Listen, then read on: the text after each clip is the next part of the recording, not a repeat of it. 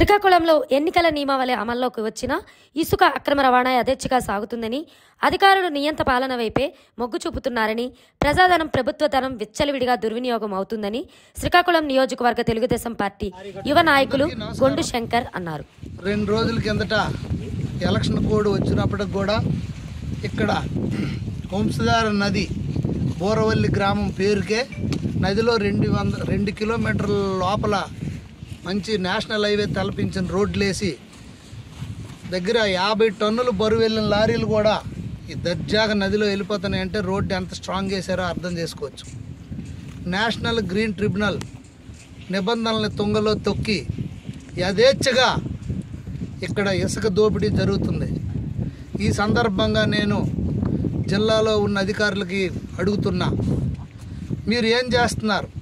Election code అమల్లోకి వచ్చిన తర్వాత మీరందరికీ ఇండివిజువల్ పవర్స్ వచ్చినప్పుడు కూడా మీరు ఎవరు నోరు మెదపకుండా అన్ని డిపార్ట్మెంట్లు ఏకమయ్యి కాముగా నొక్కు పెట్టేసినట్టు ఇలా ఉండడం ఎంతవరకు సమంజసం? ప్రజాధనం కోట్లాది రూపాయలు, రోజుకి 260, 270, 300 లారీలు యథేచ్ఛగా చూడండి. ఇదేదో ఎల్లోరా ఆ గుహల్లో ఉన్నట్టు, ఆ కొండల్లో కనిపించినట్టు ఎడికలేనండి. చూడండి ఈ పొరలు, ప్రొక్లేన్ ఇందులో మునిగిపోయింది. మునిగిపోయింది. పెద్ద పెద్ద రొయ్యల చెరువులు తలపించే చెరువులు నదిలో 2 కిలోమీటర్ల మేర ఇక్కడ రోడ్డు లోపలేసి ఇంత యథేచ్ఛగా ఇసుక దందా జరుగుతుంటే అధికారులు ఏం చేస్తున్నారని నేను ప్రశ్నిస్తున్నా. నేషనల్ గ్రీన్ ట్రిబ్యునల్ నిబంధనలు తొంగలో తొక్కి ఇంత దారుణంగా నదిని తవ్వితే రేపు వరదలు వస్తే నదులు డైరెక్షన్ మారిపోయే పరిస్థితి ఉంది. మొత్తం బోరు బావులన్నీ అడుగంటిపోయాయి. ఒక్క బోరు కూడా నీరు రాని పరిస్థితి. పావు గంట కూడా రాకుండా తెగిపోతున్నాయి బోర్లు. నీరు తాగడానికి చాలా ఇబ్బంది నదీ పరివాహక ప్రాంత ప్రజలకి. మొత్తం జిల్లా వ్యాప్తంగా ఇదే పరిస్థితి. మీకు ఉదాహరణకి దాదాపు నదిలో 2 కిలోమీటర్ల మేర మీరు వేశారు. 2 కిలోమీటర్ల మేర అంటే దాదాపు 3-4 క్వారీలు బౌండరీలు మీరు దాటారు.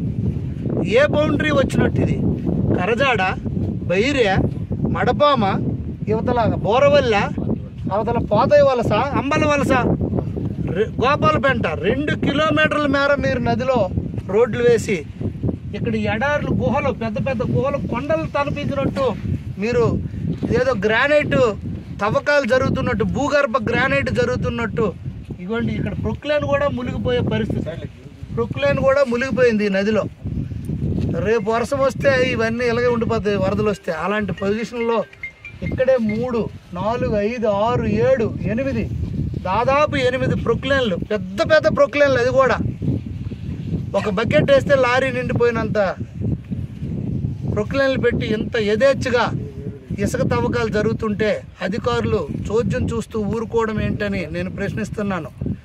దీనిపైన ఇప్పటికైనా అధికారులు స్పందించుకుంటే రేపు ఎలక్షన్ కమిషన్కి మేము తక్షణమే ఫిర్యాదు చేస్తాం. అలాగే కోర్టులకు కూడా వెళ్తామని కూడా మేము తెలియజేస్తూ, ప్రజాధనాన్ని దుర్వినియోగం చేస్తే ఊరుకునేది లేదు. మేము ఎంతటికైనా పోరాడతామని నేను తెలియజేసుకుంటున్నాను.